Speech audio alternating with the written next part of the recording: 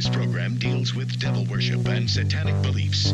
It contains explicit scenes and descriptions of violent crimes and rituals. Americans are asking, who attacked our country? You declared a subliminal jihad against the United States. Can you tell us why? Everything pertaining to what's happening has never come to the surface. The world will never know the true facts of what occurred, my motives. And night fell in a different world. And Iblis is thinking, I should be getting this position, not Adam, and this guy is created from dirt. And how does the army feel about you being head of the Temple of Set? And the conspiracy theorists can say what they will, but I want you to give me power over Adam, and I want you to give me soldiers and minions and all of these things. The people's hand would have so much to gain and have such an ulterior motive to put the imposition on me. We'll never let the true facts come of their born to the world. And I want you to be able to give me the ability to whisper into the hearts of mankind. And who was the grotto leader? Don't remember his name. You don't remember the name of a person who involved you in murder? Are they speaking in very high position? Yes. Can we move on to number 6? Yes. Sure, I'll read that one. Let me read this. Okay. Comrade Ladyboy asks, any idea who the father of or who fathered Xena Shrek's child, Stanton LaVey? She gave birth at 14 and the father is never mentioned. Yeah, this is a real head scratcher, I think. Because I've like looked into this a little bit before, and I went back like last night, and yeah, I remember talking about this. I listened to Stanton LaVey, Stanton Zaharoff LaVey. Where have I heard Zaharoff before? That's such a particular. Wasn't Basil Zaharoff a like turn of the century arms dealer? I don't know. Let me fact check. Yeah, he was. Yes, Basil Zaharoff was like a huge arms dealer. I think George Bernard Shaw. And the Mystery Man of Europe.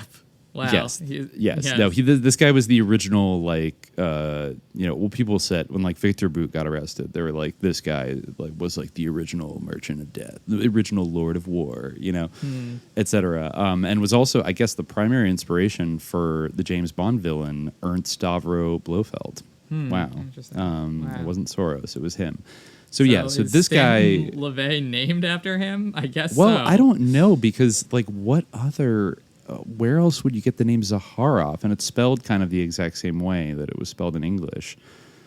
So I don't know, because like Anton LaVey, I mean, that wasn't his birth name, but it was something. It was something else. It was like, well, actually, no, was it Anton Sander? He was born Howard Stanton LaVey. Howard Stanton Levy. Yeah. Levy. Okay. Yes. Yeah. Yeah. So very kind of strange that he would have that name. But anyways, I listened to an interview he did like last year on the Damonosophy podcast. And I remember that one had caught my attention because he talked a lot about Michael Aquino in that episode, and how in like the last years of Aquino's life that they had actually become like pretty good friends. And sort of like transcended the beef, like the LaVey Aquino beef. Wow. They quashed it. And I mean, we talked about Xena Shrek before. I think going back to like her Aquino episode, we talked about like how Xena Shrek like defected from her parents in like the late 80s with Nicholas Shrek and joined the Temple of Set for a while.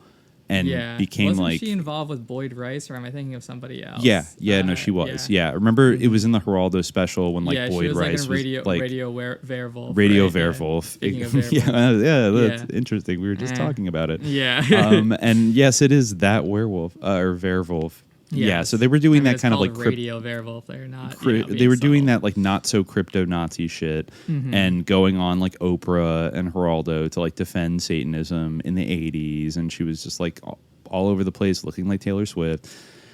And, so we're all a little bit like familiar with that. And then she was sort of in like the Temple of Set and really renounced Anton LaVey and like talked shit about him and said he was like a sickly, cowardly old man and was like selfish and an asshole. And then I think we read like a Vice interview with her from more recent years, where then she had left the Temple of Set, and then she started something. Didn't she start something called like Project Phoenix? That was like a cult Yes, right. I remember abuse, that like because recovery foundation. it was like a cult recovery thing, but it was called Yeah. Project Phoenix, which we thought was, we had just been talking about. It was in one of our The Phoenix Aquino program. episodes or Aquino adjacent ones. Yeah. Yeah. And so it's it was a synchronicity of sorts. Yeah. No, it definitely was. But so there's this one grandson, I guess. I don't know if he has more grandsons, but Stanton Zaharoff LaVey is Xena Shrek's son, but not by Nicholas Shrek, because as she's mentioned a number of times, somewhat kind of cryptically, like over the years, she got pregnant when she was 13 and then had Stanton at 14. And like I went back and tried to look, and there really doesn't seem to be anywhere, like none of the LaVeys have ever said anything about who the father of this baby is. I get that, Anton LaVey is quite a libertine, and apparently she mentioned that she was like, she'd be sort of present during like satanic orgies and stuff, like when she was like a little kid, like it was just sort of going on around her the way she described it. But it really, given the sensibilities of her father and his milieu, it really does make you wonder, like, what the fuck is going on, and why was this? Like, she also says that It's definitely she kind not of got the almost first. Yeah, definitely. Like, you're definitely not the first person to suggest that. I think that is like, widely suggested to be the case. That Anton is the father of Oh Stanton. yeah. I found a Reddit thread kind of talking that like there was some kind of discussion about that, and that maybe this is like a dark like incest kind of situation happening. And you know what? I'm not gonna lie. The thought also ran through my mind that what if Michael Aquino is the father? Oh, that's interesting.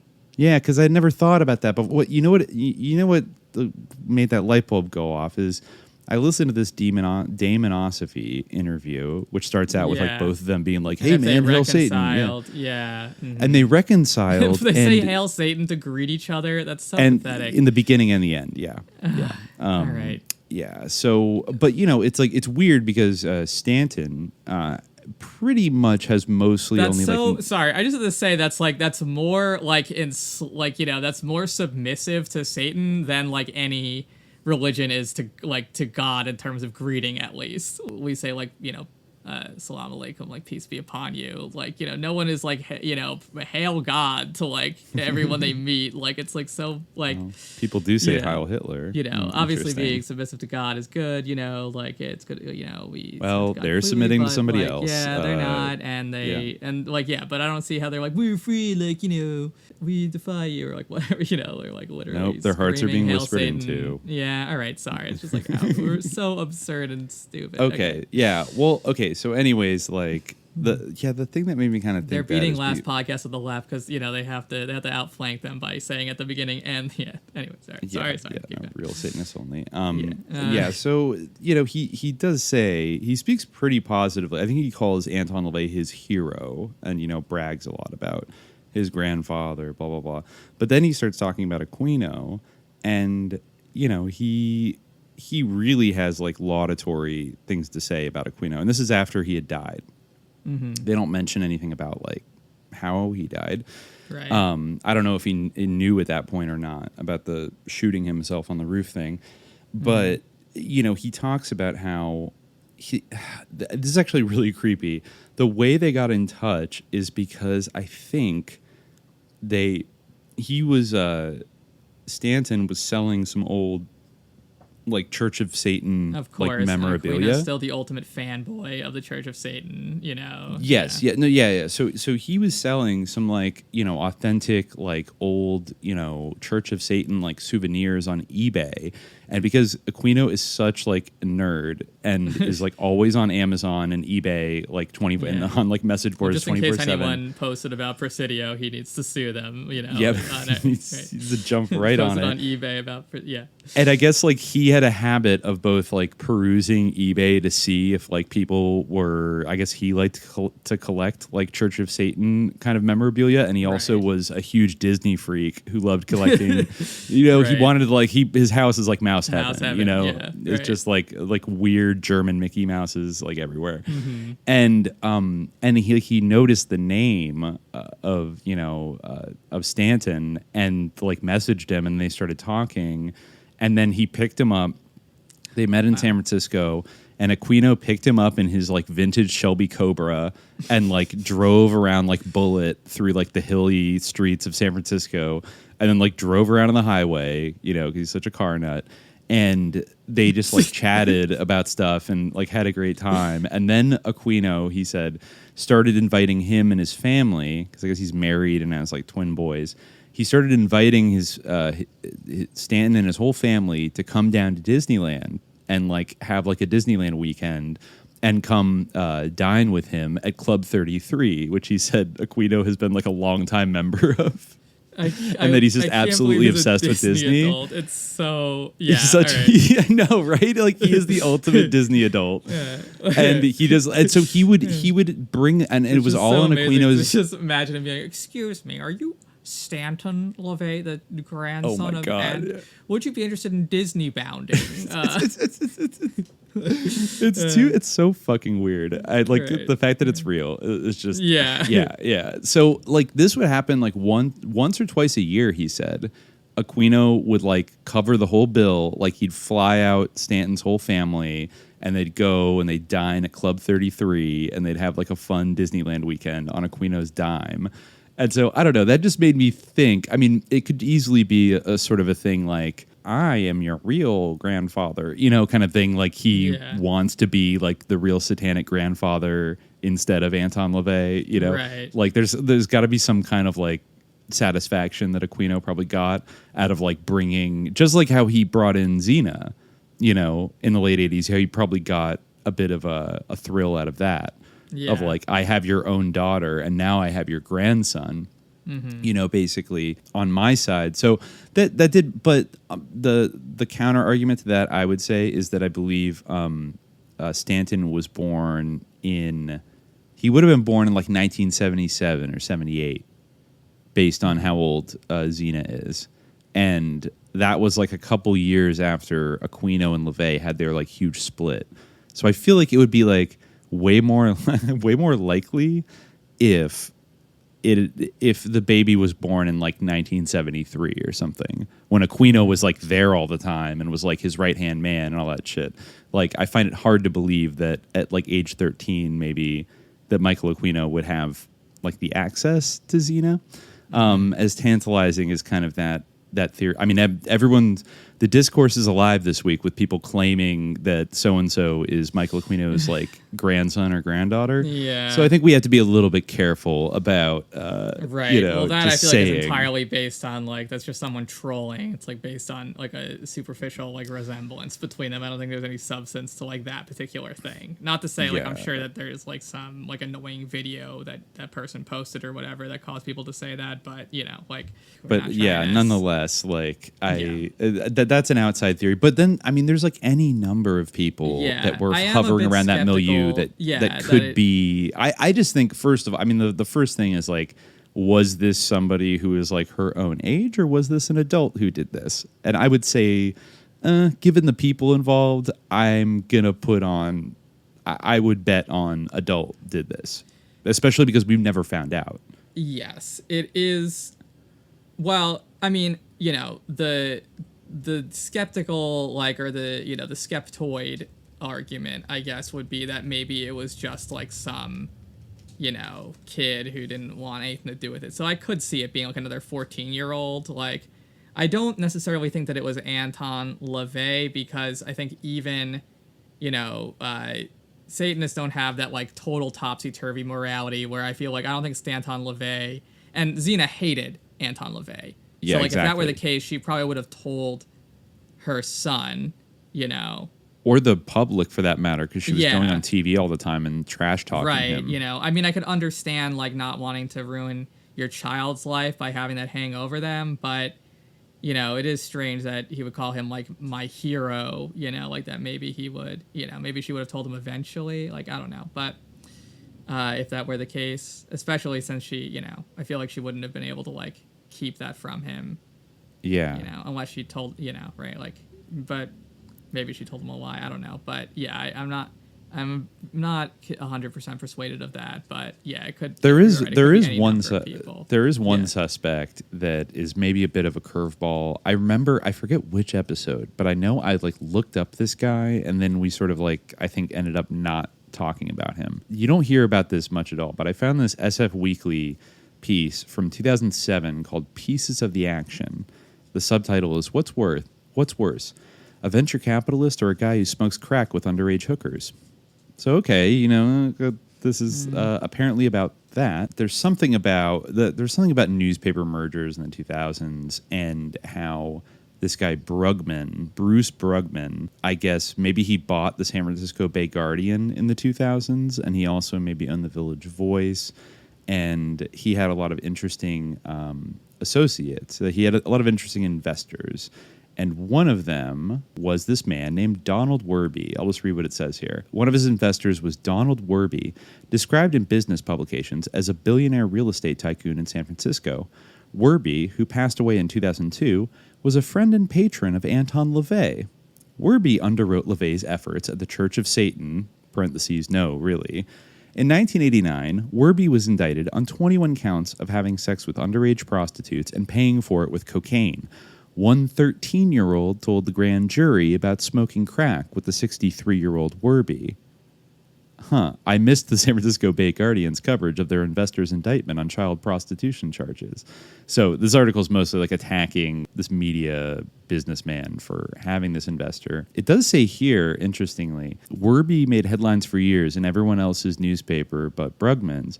The city's district attorney, I wonder if that was Kamala Harris actually, revealed that Werby and his brother tried to pressure his office into dropping the investigation because Donald and his brother Robert Werby, who spells his last name with an E, that's so sus.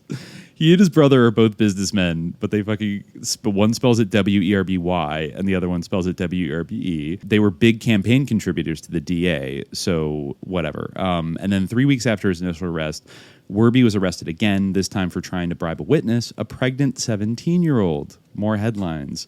Facing 15 years in prison on the sex charges alone, Werby pled guilty to a mere 4 misdemeanor counts and paid a fine. He served no jail time. The light sentence became the first major issue in the California Attorney General's race in 1990 when the San Francisco prosecutor, Arlo Smith, was challenged for the state office by former Congressman Dan Lundgren.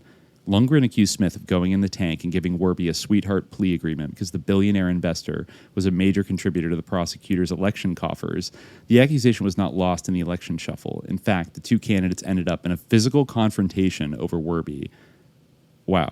Okay. So that's just like something to think about. He was bankrolled by this sus real estate billionaire in San Francisco who pled guilty to having sex and smoking crack with 13-year-olds and also like getting like a 16-year-old pregnant.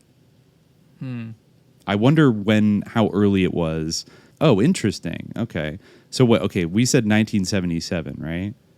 I see New York Times, 1977, the same year. Hyatt chain lays misuse of funds to ex-president, who I believe Donald Werby is basically involved in questionable transactions with the Pritzkers, a wealthy Chicago family.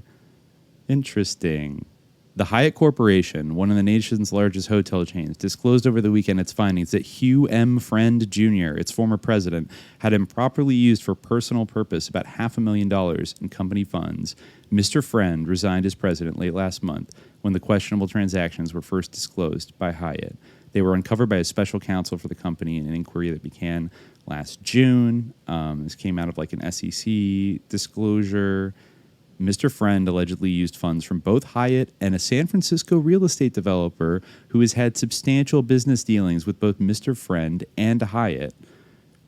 The complicated account, however, does not explain how the questionable transactions were uncovered. According to the report, Mr. Friend, who remains with Hyatt as a vice president, recently borrowed money from Jay Pritzker, his brother-in-law and chairman of Hyatt, to pay back all the questionable loans. The Pritzkers, a wealthy Chicago family, own 34% of the stock of the $240 million California-based corporation. The questionable transactions in the Hyatt report revolve around Donald E. Werby, a San Francisco real estate developer who managed for Hyatt a 255-unit luxury apartment building in the exclusive Nob Hill section of San Francisco. According to the Hyatt filing, over the last 3 years, Mr. Friend was involved in a partnership with Mr. Werby and also borrowed money from Mr. Werby, some of which originated with the Hyatt Corporation. Mr. Friend had a total indebtedness to Werby-related entities of $330,000 through June of this year. Earlier this year, while the Hyatt president owed money to Mr. Werby, the company sold him a 1/8 interest in the Nob Hill apartments for $1 million. It required only $50,000 in cash and permitted Mr. Werby to pay only the interest charges on the outstanding obligation for 10 years. 2 months later, Hyatt offered Mr. Werby an option to buy the other 7/8 interest in the property for $8.25 million. What the fuck? Okay, this guy... Okay, so like, there's this guy getting involved in all this like corruption with Hyatt and the Pritzker family and like doing weird embezzlement, and then he's also bankrolling Anton LaVey and the Church of Satan, and like hanging out with Anton LaVey all the time and championing him, and then also smoking crack and having sex with 13-year-olds. So that's what I meant by the milieu that like Xena grew up in. You know what I mean? Yes. Like wealthy businessmen who are basically Satanists, right? I mean, can we safely assume that if you bankroll the Church of Satan, you're like there's something... nothing substantial enough in the Church of Satan to draw like a distinction between like a bankroller and like a member. Like it's just yeah. Actually, it's funny because Stanton said that he issued kind of corrections in that interview about the he kind of defended Anton LaVey in the whole Aquino beef of like, you can't charge like rank, you can't sell ranks, like this isn't like the Boy Scouts, you know what I mean? And that whole thing where he split in 1975.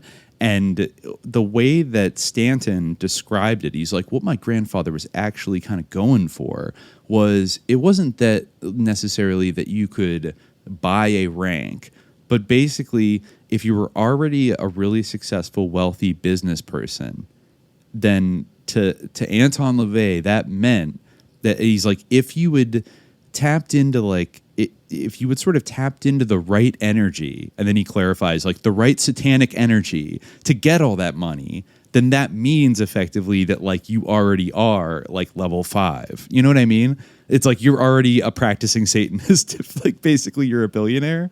So like, which of course is convenient because then they can give you a bunch of money and stuff. But actually there is a kind of internal logic to that. That like, you know, like why should they've already proven their satanic bona fides by amassing this like gigantic fortune and being corrupt and being like, you know, they really are like exhibiting like satanic values.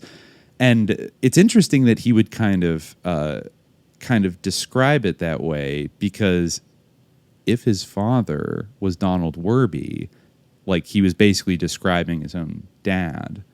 You know, I'm not saying that I've solved it, but I mean that's the thing, is there's probably like 30 people at least around Anton LaVey who could be reasonable suspects for being like the father of Xena's child, like including but definitely not limited to Anton himself. But this guy, I mean, he was engaged. It sounds like he was engaged in like real satanic praxis, defrauding Hyatt, you know, in 1977. So Anton must have, you know, he must have been on good terms with him all the way through the early 90s, I guess. Well, it doesn't say they necessarily stopped being friends after he got busted. But this is interesting. The report further stated other questionable transactions involving Hyatt and Mr. Werby were originally accounted for in a, quote, inappropriate manner on the internal books of the corporation. The report also detailed forms of Mr. Friend's compensation, which had not been previously disclosed to the SEC. These include a total of about $300,000 in unauthorized, quote, interest-free advances, some of which were paid back, Hyatt said, and $75,000 in, quote, unsubstantiated travel and entertainment expenses. The company also disclosed it had paid for certain life insurance premiums for Mr. Friend, totaling about $68,000. The company said the questionable transactions it was disclosing did not have material effect on the financial condition of the company. So I don't know, $75,000 in unsubstantiated travel and entertainment expenses, and $75,000 in like $1977 that's a lot. That's a few $100,000, right? So would that be, prostitute cocaine budget perhaps? I don't know, but it's hard to say. A lot of the Church of Satan people that run it today, by the way, like hate Stanton Zaharov. Yes, LeVay. apparently they do. Yeah, right. They despise him because he like is trying to kind of like take over or like start his own thing. But they seem kind of jealous. They a lot of people like say that he's like on meth all the time. So I don't know about that, but and then he's always like clout chasing and like bragging. There was this one really funny live journal that I found from 2005, satanist.livejournal.com. It was like this like point by point like refutation of this long screed. Like an email or like a Facebook message that Stanton LaVey sent, right? Yeah. Yeah, like he has these numbered points that are hilarious. The one I plucked out that was kind of funny and maybe telling is it was point 25. This is Stanton talking in 2005. Quote, I am a darling of Hollywood and the stars that rise and fall here. I spent weekends as a boy with either of my famous godfathers, Kenneth Anger or Richard Lemparski, who would take me with him on his interviews with Iris Adrian, Ish Kabibble, Johnny Eck, the half-man from the movie Freaks, Dorothy Reaver, Billy Curtis, the mayor of Munchkinland and the Wizard of Oz. Wait a minute. Is he still using the term half-man for like... Oh, he like actually means like in the film Freaks, the one who played the character of the half man. All right, okay. Yes. I thought he was like, okay. I don't know what else that would mean, but well, it could mean like someone with pathological dwarfism, I think like it's like somebody cut in half thing. or something. But okay, this one's weird. Joy Hodges, who discovered Ronald Reagan and sent him to Hollywood to become an actor for his series of books called Whatever Became Of, to name a few of the silver screen greats I knew before they died. I spent evenings in the company of writers like Jacques Vallée and Arthur Lyons and socialites like Samson de Briere and David DeVoe. Oh, he's hanging out with Jacques Vallée, I guess. How sophisticated. And Kenneth Anger, of course, his godfather. Yes. Did we talk about Richard Lemparski? I know. I don't know if we have. I know that maybe. name is familiar. I mean, there's so much backlog that he wrote a couple. He wrote Hollywood Diary and Manhattan Diary and Lemparski's Hidden Hollywood. Huh. And he did an interview with Dorothy Parker. And he was also a gay pornography dealer. Okay, so I don't know. Yeah, okay. I'm reading tracks. some more He was a PR man. I'm reading some more gossip on our Satanism right now, the ultimate source on all satanic information. They don't like him. I mean, didn't he get arrested for kidnapping a teenage girl with his wife that's and exactly forcing her what I to have was sex? reading. Assaulting a 19-year-old girl. Stanton Zaharov LaVey, 33, and his girlfriend, Michelle Nicely, were arrested in Tulare County by Tulare County Sheriff's deputies after the girl contacted police at 12:34 p.m. Wow, 1:34 p.m. On January 22nd, Yikes. and told them that they sexually assaulted her 3 days earlier. The girl told authorities that she went to the couple's home that afternoon. Three of them smoked marijuana together, but after that, the girl claims the couple would not let her leave. They bound her hands with tape. Wow, forced her to watch. Wow, okay, forced her to watch pornography and then sexually assaulted her. Yeah, and they're upset that Aquino is teaming up with Stanton LaVey. And they're saying, how stupid is Aquino to publicly throw his lot in with Stanton, considering the allegations of sexual molestation in Aquino's past? Well, yeah, maybe birds of a feather. Yeah, do satanic rituals together. I don't know. That sounds very much like a meth crime. Like it sounds very like chaotic and like, but still satanic. Right. As many meth crimes are. They're like literally. Wow, they really hate Aquino in this sub. Aquino and his machinations caused the breakup of the Church of Satan. He was at odds with Anton LaVey over Aquino's love of awards, degrees, and titles, and his belief in an actual personal being, the devil. Now Aquino is trying to ride on LaVey's name by making a revised satanic Bible which spouts Aquino's beliefs. No one cares he published that with Stanton. Yeah, right. Yeah. Yeah. So I don't know. They got very close in the last few years of his life. I do Yes. think that is probably like a kind of adoptive satanic grandfather kind of Yeah. scenario. But maybe Aquino like knows who his father is. You know, I don't know. But I it's just don't very. know. She also mentioned in an interview And- that she got kicked out of her home right after she had her baby at 14, which, you know, is just kind of basically fucked up on like a parental level, but also like what the fuck are you people do? So I don't know. That almost cuts a little bit against the idea that like this is all part of some like evil ritual or something that they all were in on. I guess, yeah, they and were they wanted her to upset. have, like a Dr. They were not Hodel thing. pleased. Yeah. They were mad, but I could just as easily see like maybe one of their followers like did something bad and they were so kind of like narcissistic and checked out and like not acting like responsible parents that inevitably something like that was going to happen with all these weirdos hanging around. It's hard to say. It's very eerie. Yeah, I mean, I guess it's a mystery. There's no real like smoking gun in terms of who the father is that I know of.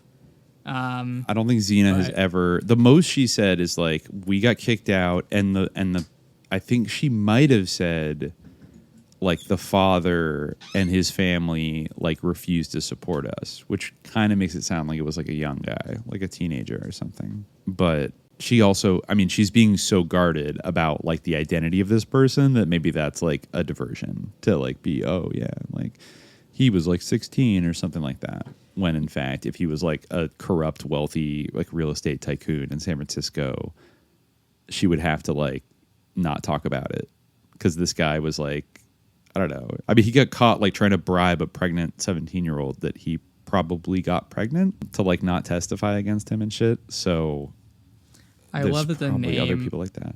of the guy who wrote that.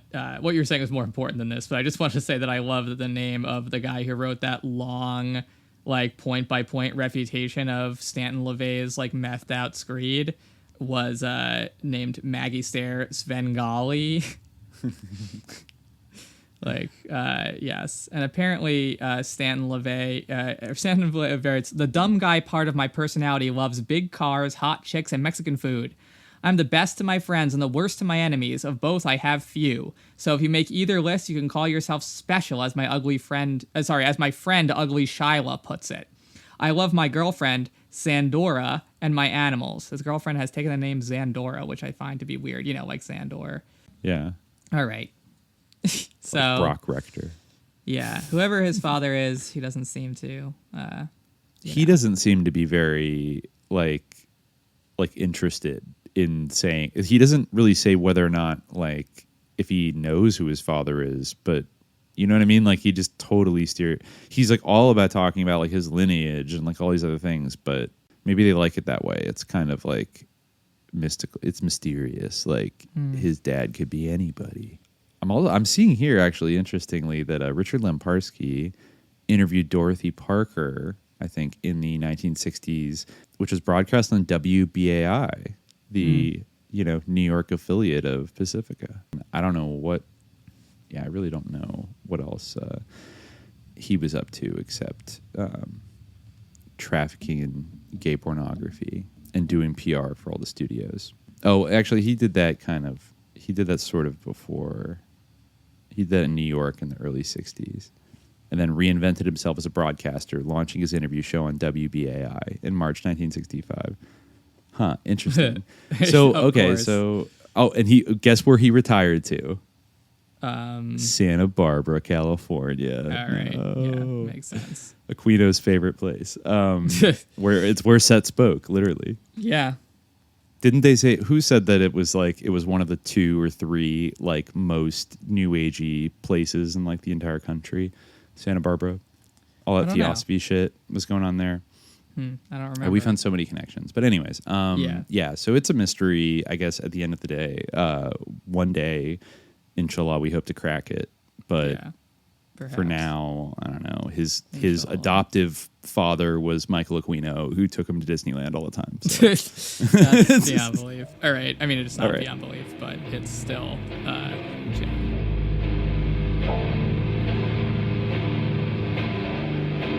Shower in the dark day, clean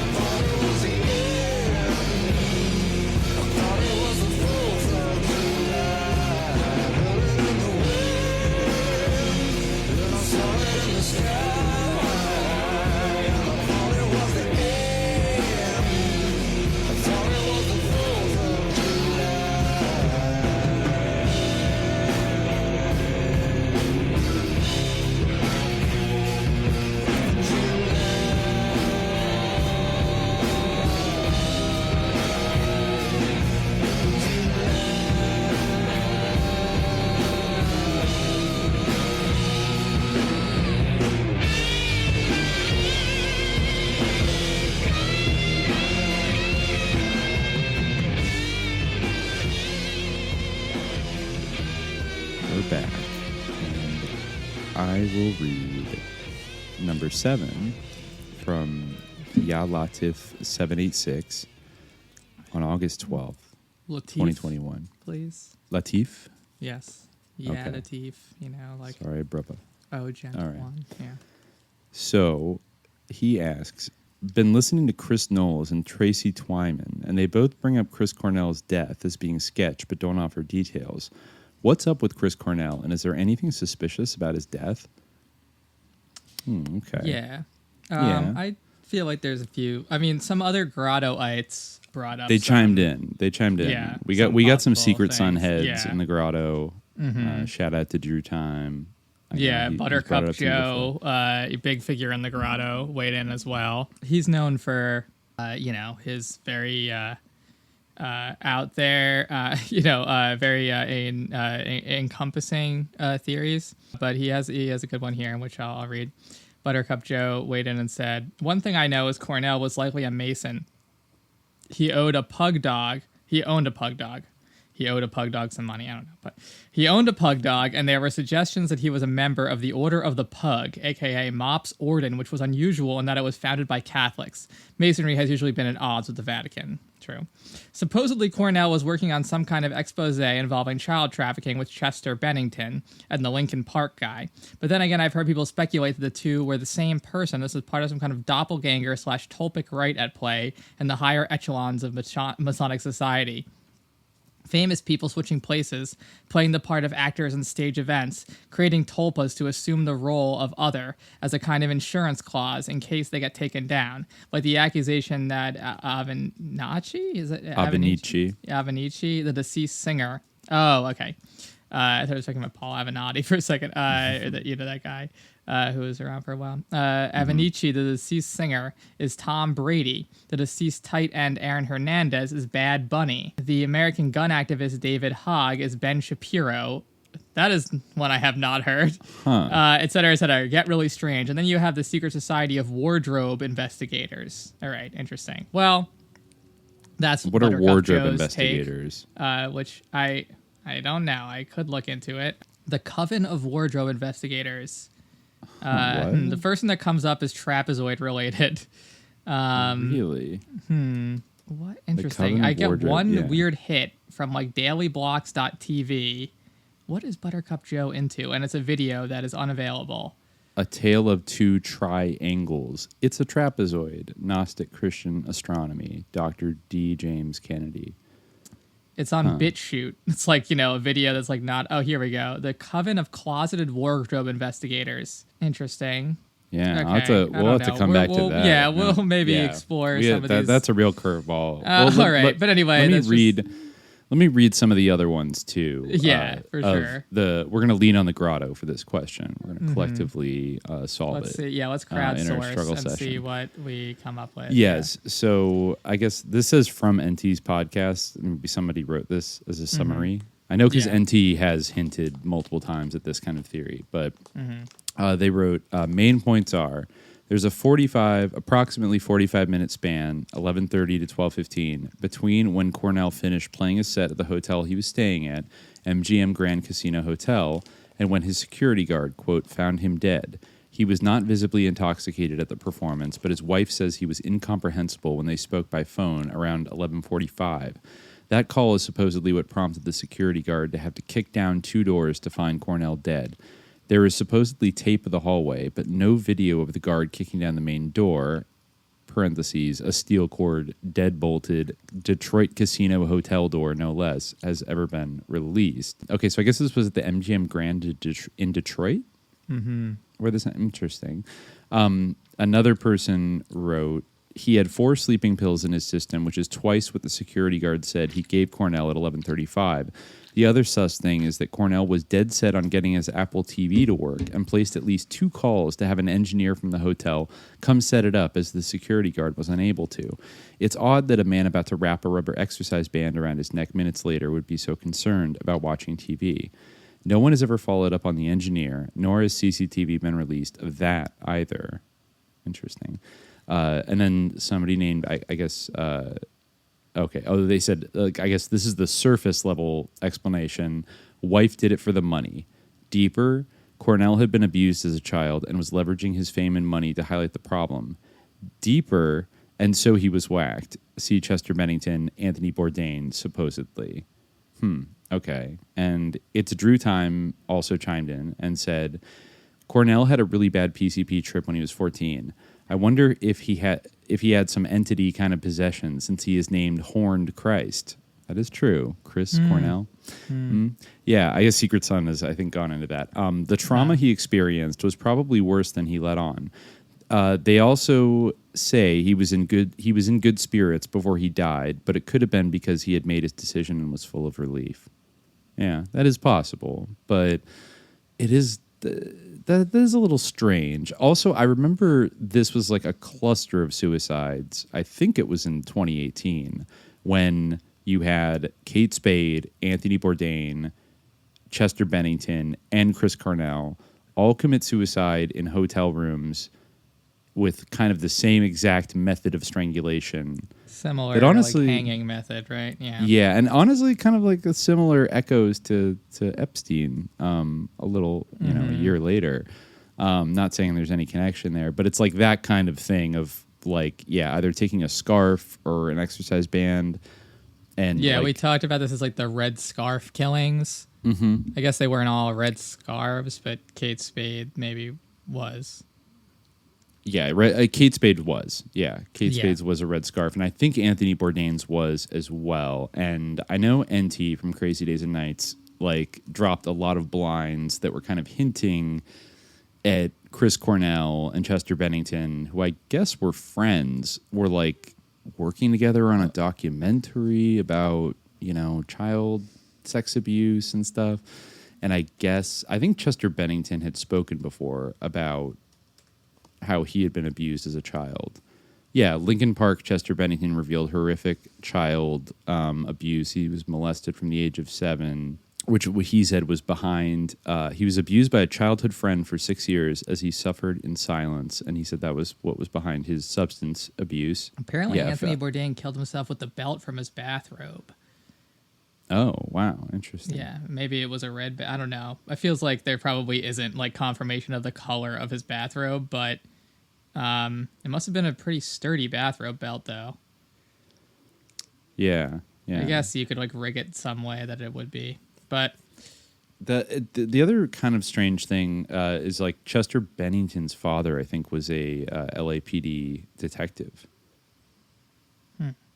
And he said his dad was not very emotionally stable, like during his teen years and during the period where he was being assaulted by a friend who was a few years older than him. I guess a male friend. Yeah, he sort of turned to drugs. He told Metal Hammer in 2016, "I was on 11 hits of acid a day. I dropped so much acid, I'm surprised I can still speak. I'd smoke a bunch of crack, do a bit of meth, and just sit there and freak out." Whoa. Okay, so he was really... Then I'd smoke opium to come down. I weighed 110 pounds. My mom said I looked like I stepped out of Auschwitz. So I used pot to get off drugs. Every time I get a craving, I'd smoke my pot. In 2006, I had a choice between stopping drinking or dying. I did some counseling with the guys, and they really opened up and told me how they felt. I had no idea it'd been such a nightmare. This culture is so evil. It like, really it's is. So like evil that it like facilitates like this. You know, just absolutely. That was such a weird era too, where you had like this kind of like rap new metal that was just so like pessimistic and full of rage. Like going back to like Woodstock '99, like crawling in my skin. Like, you know, these wounds they will not heal. Like it's like, you know, and like cutting was a really big thing. I think there was some like broader mass like psychological like interplay going on between. I don't know. I mean, it's always like a feedback loop, right? But the prevalence of like the kids aren't all right kind of music, and you know, it's like everybody. It's funny how we like don't talk about it like that anymore, because it was like in the '90s, it was like drugs, gangs, teen pregnancy. The kids aren't all right, you know, and like all those old like daytime talk show things we'd watch, like Donahue. And it was like, there's nothing for kids, man. Like, there's nothing for kids to do. And that kind of thing was, but then it was monetized. They need to get a job, you know, like, the radical, the satisfaction. But it was commodified so skillfully in like the late 90s and like early 2000s. And I mean, Linkin Park is like, I feel like I was a year too old to like really vibe with Linkin Park. I mean, I'm younger than you, and I couldn't really vibe with Linkin Park either, so I don't know if that's the determining factor. I mean, I kind of like Crawling the first time I heard it, but I never really got into Linkin Park. They're like good at what they do, but I always felt like, you know, I mean, it's like you have to sustain that level of like rage and pain, like every concert. And like, well, I mean, I was all about, well, maybe not rage, but like, you know, I mean, I loved like Bright Eyes and Cursive and like sad music with like, you know, very sad themes. But I think it was like the cringiness of Crawling that I couldn't 100% get down with. Maybe it was a bit too. Well, I didn't have dislike grandiose music necessarily either. I was just listening to Smashing Pumpkins like a few days ago. I was like doing a little Smashing Pumpkins retrospective. So I don't know. It's just something about it. It's just not, you know. Not my scene. I don't know. I don't know, but they were good at like they were good in their lane, doing what they did. But it's like looking back at like the retrospectives people had about like all the bands at Woodstock '99. First of all, it was funny that like some people did point out. I think like Dave Holmes, the VJ, pointed out like this is actually like the perfect place to like move Woodstock to for like this type of music. It's like angry like frat bro Air Force like festival, basically, you know, like, and it was, I think we've talked before about how like some of this music really did end up feeling almost like emotional prepping for like 9/11 and like going to war. It's like, what was everybody so mad about in like 1998, you know? And then, but the, like, if you look at like this like young male kind of rage, it's almost like being channeled in this like very juvenile, violent. We talked about like the music video for Rollin', right? And they're like dancing around the World Trade Center. Did we talk about that on SJ yet? Like they're dancing around like on like, you know, on the Twin Towers. Like, I didn't realize that, because that must have come out like, didn't that come out in 2001? I think so. Like, I used to joke that was like the reason why like Bin Laden decided that like they had to go down, like because of that song. Yeah, it was in 2000. Wow. Yeah. The music video was filmed in September 2000 atop the South Tower of the then World Trade Center in New York City. I wonder if he ran into Josh Harris. The introduction features Ben Stiller and Steven Dorff mistaking Fred Durst for the valet and giving him the keys to their Bentley Azure. I remember that. Also making a cameo is the breakdancer. See, it's like Mr. those Wiggles. slights. Like, Fred Durst has a reason to be pissed off. Like, people are treating him like he's a punk. Like, Interesting. Okay, back to Chris Cornell. It's interesting. His father was an Irish Catholic pharmacist, and his mother was a Jewish accountant and self-proclaimed psychic.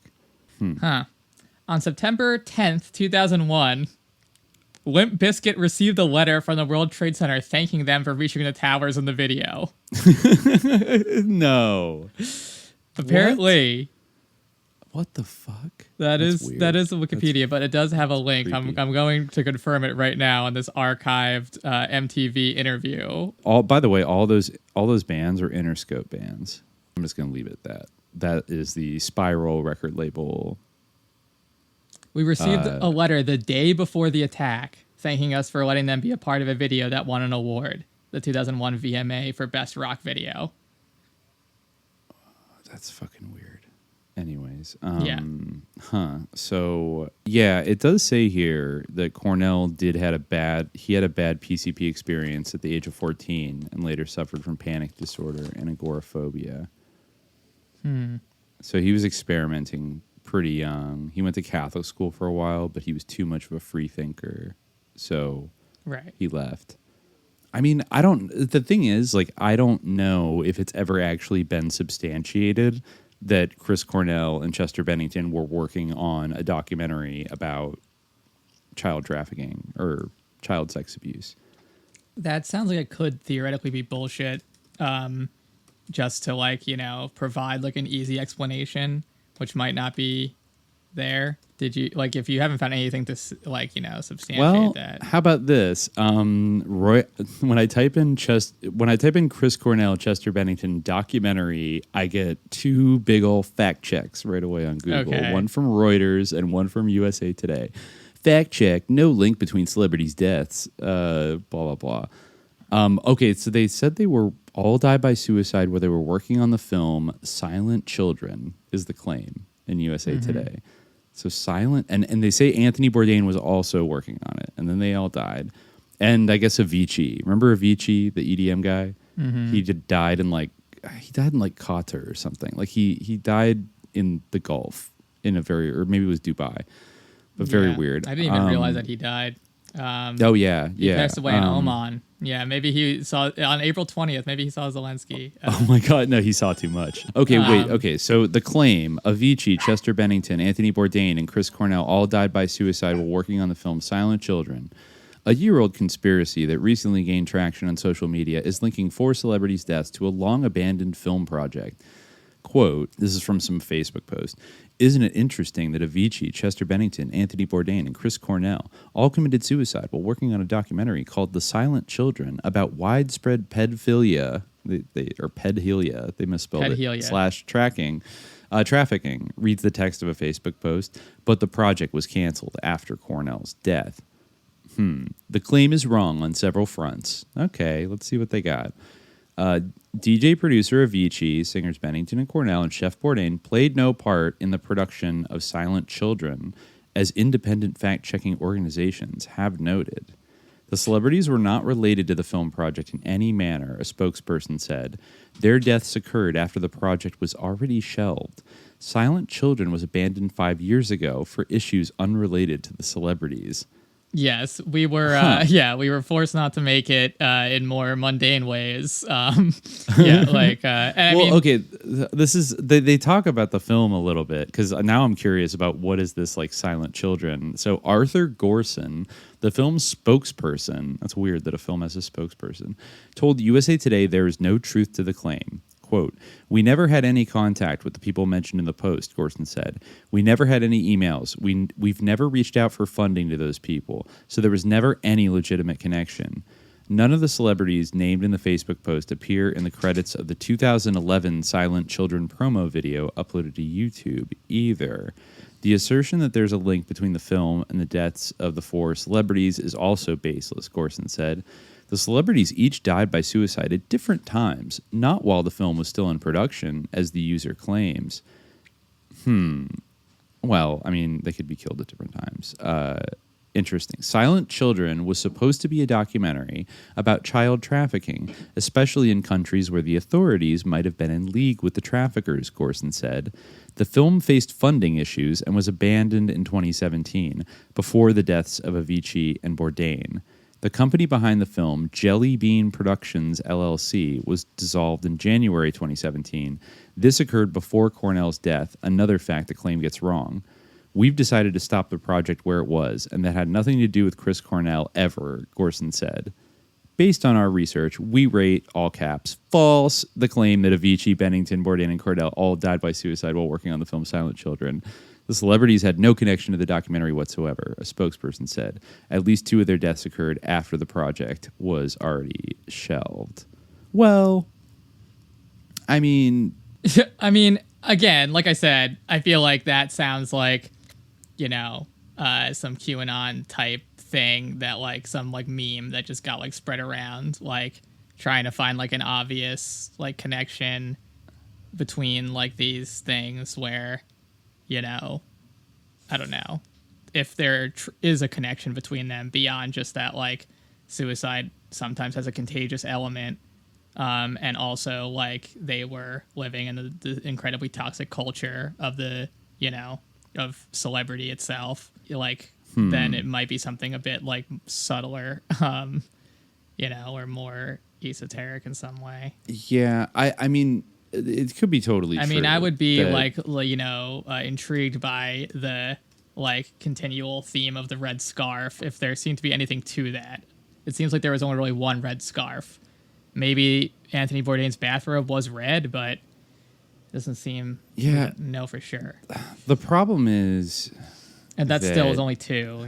Like Chris Cornell's thing wasn't red, was it? I don't think so. No, it was a exercise kind of like one of those like exercise bands.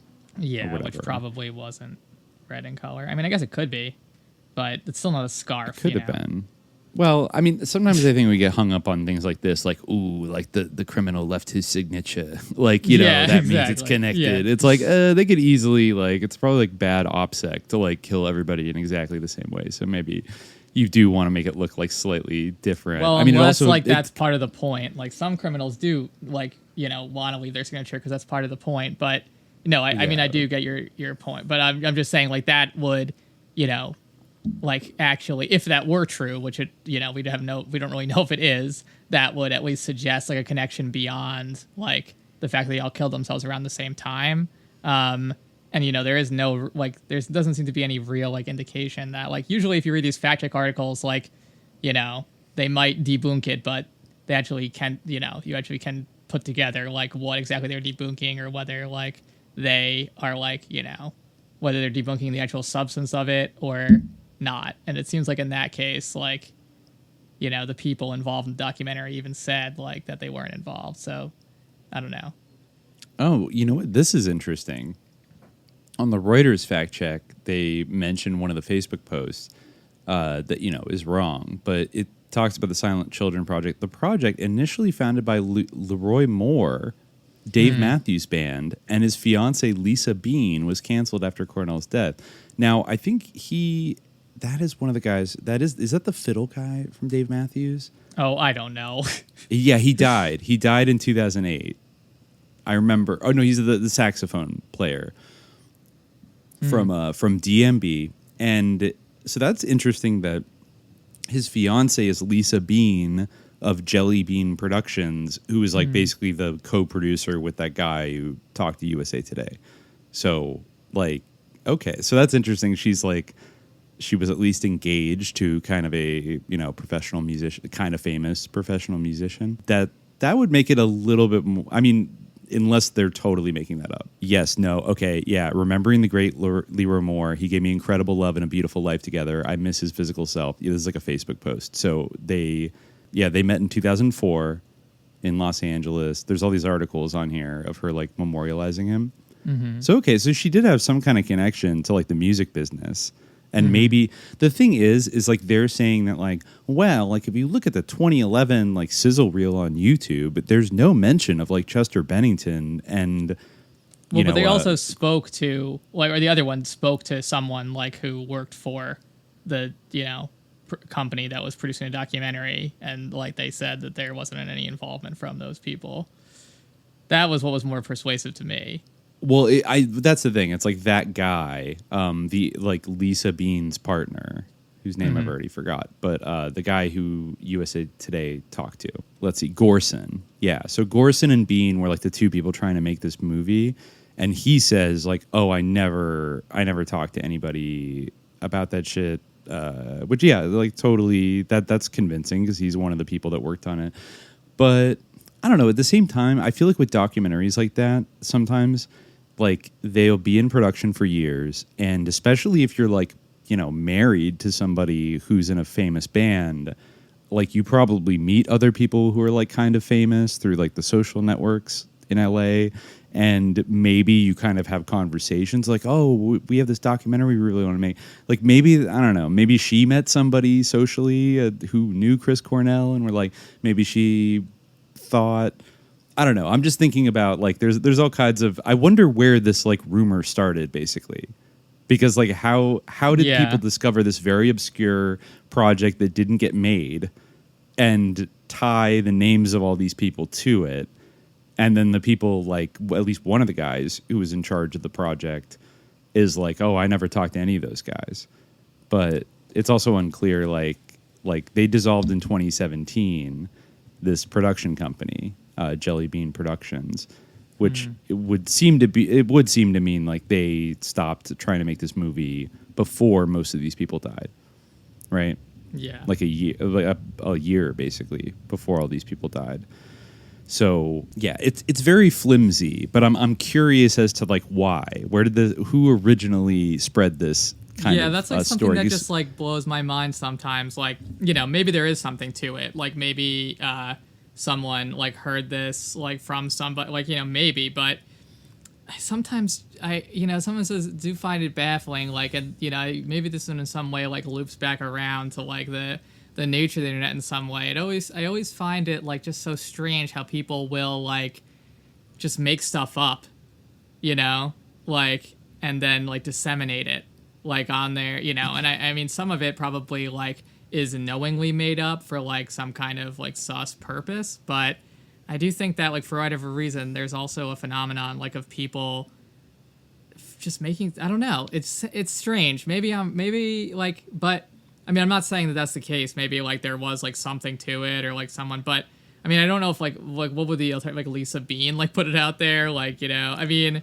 holy shit, wait, hold up. Did it's you about find to something? get weirder. All right, okay. Yeah, it's about to get weirder because I looked up Arthur Gorson, and he's got his own damn like he kind of sounded to me like maybe like not the most like big time and guy like or whatever, but he's got his own Wikipedia page, and let's just get a little sampling of how he got his start.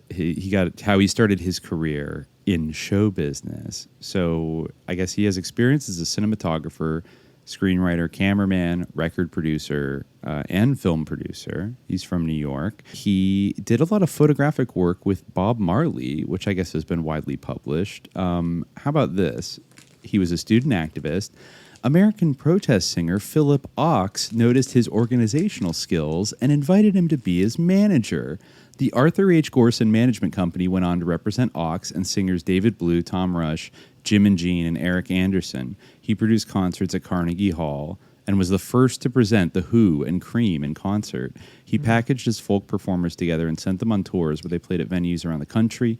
He then expanded into record production, producing Blue's debut album and Rush's The Circle Game. Then he went on to head production companies based in New York, and then he went out to L.A., was a producer for Dream Street Inc. with offices at Universal and Paramount, working with directors such as Tony Scott, Taylor Hackford, and Andrei Konchalovsky. Was he a Soviet defector?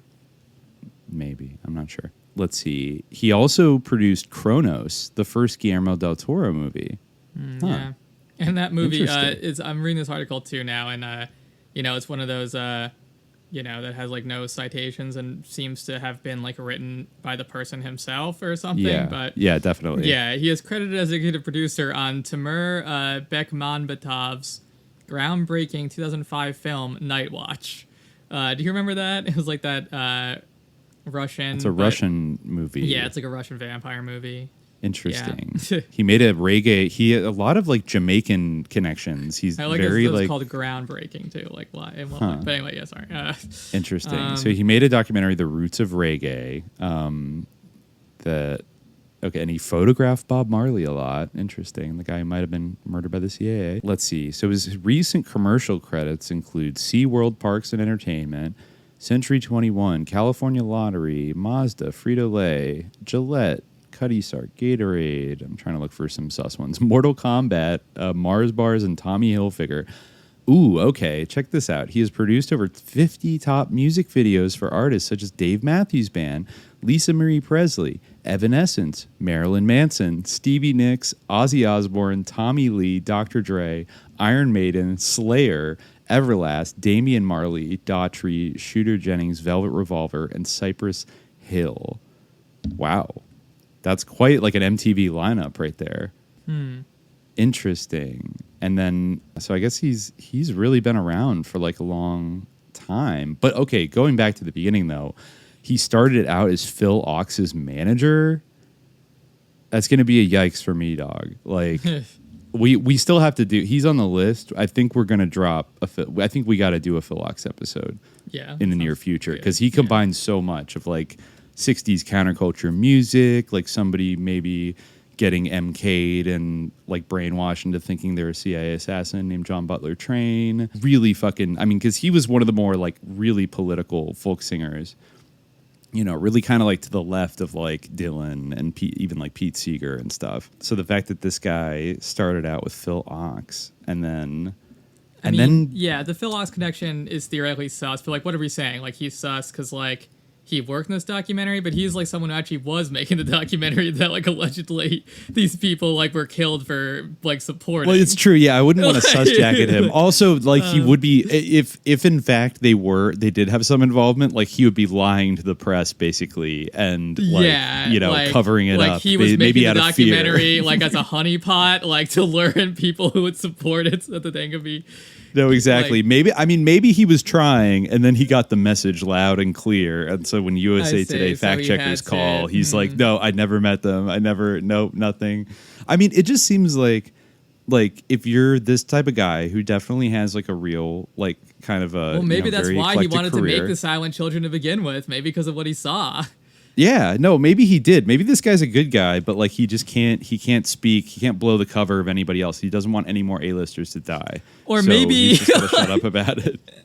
Or maybe the Silent Children thing is just like someone saw that this company was disbanded in 2017, which was like kind of around the time of this, and they were making this movie, and it was the line of best fit, and like, to try to like find some kind of explanation for these deaths that did seem to like, looking for some kind of organizing principle. Maybe there's a middle ground between these two things, but maybe like the, that's like not the reason. Like maybe. Well, I mean, no, for sure. I don't know though. It's kind of eerie. I'm not saying that. No, I'm not. I mean, it is odd to me that like the TV thing that someone pointed out is strange. Yeah, the usually Apple TV suicide thing involves like a lot of like premeditation, like unless that was like the straw that broke the camel's back. I mean, this also reminds me of Bob Saget, who just died under somewhat mysterious hotel circumstances. It wasn't made a suicide, but it was just this kind of like there's this fuzziness around the sequence of events, and people are being kind of like things don't add up. They seem very illogical. Like there's just I don't know. And it's like it's same with Bob Saget and Chris Cornell. Like everyone who saw him before he went back to his hotel room said he was like sober, he was like in a good mood, he just wanted to watch Apple TV. But then he calls his wife and he's like incoherent, like slurring his words. Like, did somebody slip his switch his drugs out or something? Right. The autopsy report said drugs did not contribute to his death, you know, and like they released a toxicology report and everything, and it didn't seem to be like drug related. But I guess his widow released a statement saying many of us who know Chris well noticed that he wasn't himself during his final hours and that something was very off. We have learned from this report that several substances were found in his system. After so many years of sobriety, the moment of terrible judgment seems to have completely impaired and altered his state of mind. Something clearly went terribly wrong, and my children and I are heartbroken and are devastated that this moment can never be taken back. We very much appreciate all the love we have received during this extremely difficult time and are dedicated to helping others and preventing this type of tragedy. Interesting, and yet they said that there wasn't like a role played by drugs, and like at least the coroner's report didn't. I mean, that's very. Well, I guess drugs did not contribute to the cause of death, so like, you know, maybe I think drugs Crazy contributed Days to him and wanting Nights to kill himself. Yeah, Crazy Days and Nights also, I think, like poured fuel in the fire of the aspect that somehow like his widow was involved in doing it, like Courtney Love style, and I don't know, like this is like Crazy Days and I like Crazy Days and Nights, but sometimes like they make very bold predictions that do not materialize. This is not to say maybe they're you know, it's interesting that you can kind of like weasel your way out of this, because like, you know, the Cornell's widow was blaming it on Ativan, basically, which he was prescribed, right? And they were found in the system butabitol, lorazepam, pseudoephedrine, and its metabolite norpseudoephedrine, caffeine, and naloxone. The caffeine came from no-dose tablets, while the pseudoephedrine was employed as a decongestant. Okay. Other prescription drugs included the sedative butabitol, Narcan, and 4 doses of lorazepam. Interesting that he had Narcan, but anyway. Yeah, when he only has benzos with him. So lorazepam, which is known as the anxiety medication Ativan. The Cornell family has previously blamed the rare side effects of Ativan, which includes suicidal thoughts, for catalyzing the singer's death. However, the medical examiner noted the 200, ng per milliliter level of Ativan in Cornell's blood was well higher than the average 30 to 50 ng milliliter dosage. I don't know why this is a weird notation. It was also lower than the 300 ng/milliliter Ativan blood levels of those whose death are tied to the drug. So he didn't have enough to kill him. That seems like, he didn't overdose on Ativan, but he had a lot of Ativan that could have led to, him being in an altered state. Yeah. But they're like, it's not their fault. They're not liable because he didn't overdose on it. He just took a bunch of it and became suicidal. I mean, I don't know. I guess which one probably is they more wouldn't be liable anyway because he took more than he was prescribed, but. We get back to the thing about, do people come up with conspiracy theories to, give themselves like a comforting narrative, blah, blah, blah. It's like, I don't know which one's more unsettling, that like the deep state, like snuck into his room or like switched out his meds and then like staged a suicide and like murdered him, or like some Blackwater guys did it, or that like a commonly prescribed anti-anxiety medication, like literally made like an A-list rock star like go into temporary psychosis and hang himself like on an absolute whim, like apropos of nothing. Like, I don't know which one's like more disturbing about our society, or like they're both very unsettling, Yes. So I don't know. And then like there's no like liability for anybody. No, I would like to look into the Order of the Pug a little more later. I don't know anything about that. Yeah, I don't know. And, some tantalizing little hints from Buttercup Joe, as always. But definitely might have to go look at the Secret Sun, also some of their postings about it, because I know a lot of people. Oh, the last thing I have to mention is like the most wild conspiracy theory to come out of this cluster was the notion that Chester Bennington's real father was John Podesta. Oh, okay. Remember that?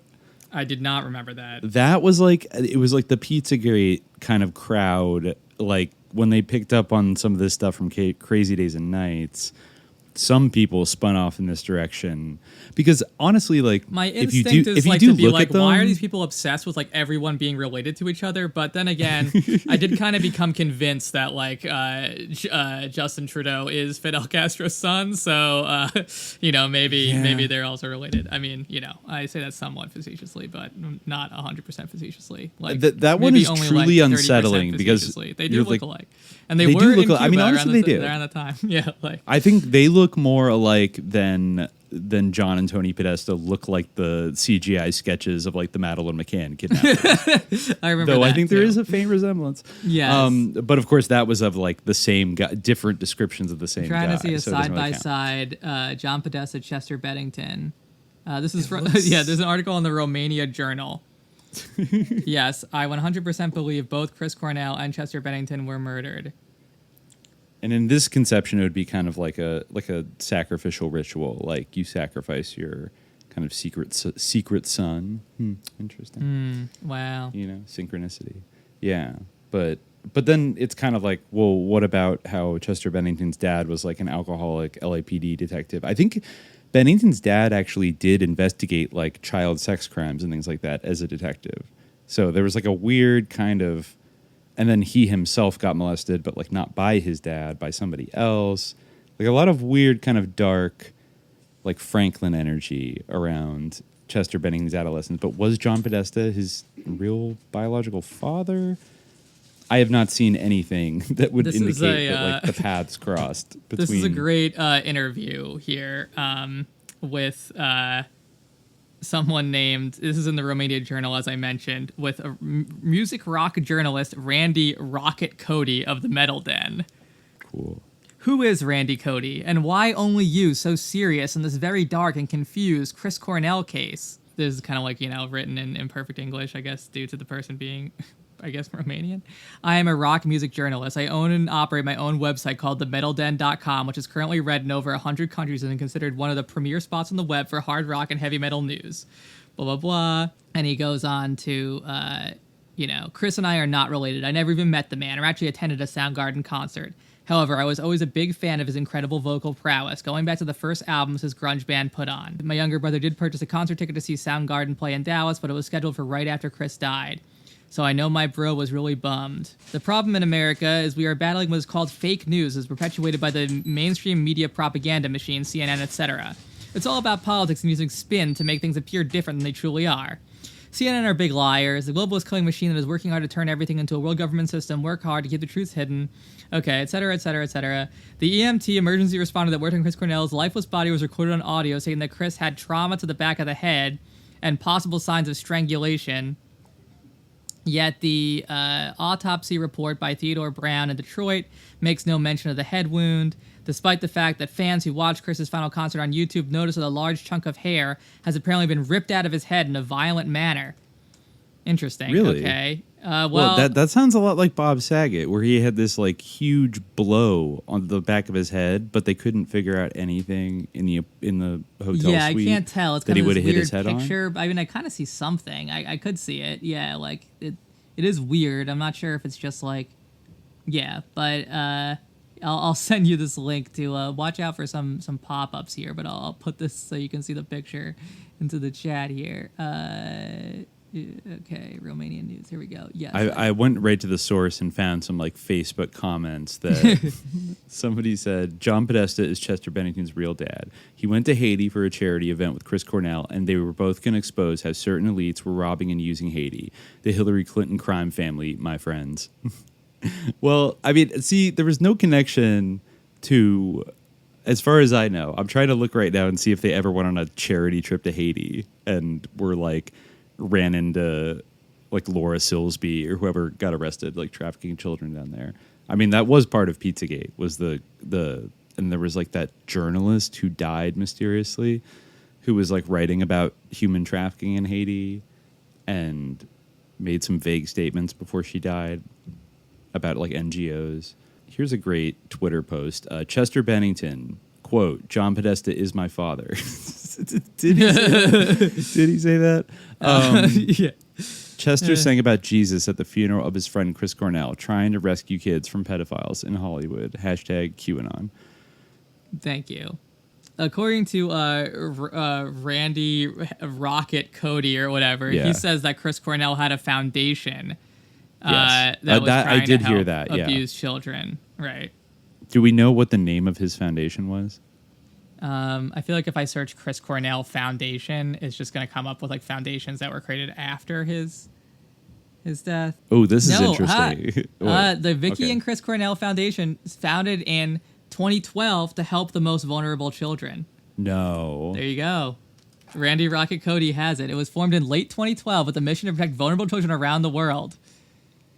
Holy shit. Yeah. Okay. So I think that's why this thing had legs to it, is because there was like certain data points that did kind of, like indicate that it wouldn't be the craziest thing in the world if you had this like Hollywood producer and like the widow of like the Dave Matthews Band saxophonist like trying to make this movie about, international sex trafficking and blah, blah, blah, that they might reach out to an organization like the Chris and Vicky Cornell Foundation who, have it as their mission, help abused and at-risk youth, children living in refugee camps, and victims of human trafficking, it says on their website. Yes. In April of this year, Chris and Vicky went to Greece to visit the Elionis refugee camp. Accompanied by staff from the International Rescue Committee, they met with Syrian families who fled the horrific violence that has engulfed the country for the last 6 years and resulted in the largest refugee crisis since World War II. Now, remember, didn't we bring up recently how one of the things in Pizzagate that got ignored was Frank Giustra, the Canadian mining kingpin, had a children's refugee in Greece on a Greek island that was a refugee camp for children called Elpida, and the logo was literally like a triangle folding into a triangle. And they were involved, like him and Bill Clinton were involved in like so much like shady NGO business together. And also, I'll give a little props to this like random QAnon account because they did mention Lincoln Park is an oddly similar name to Lincoln Park in Calgary, Alberta, Canada.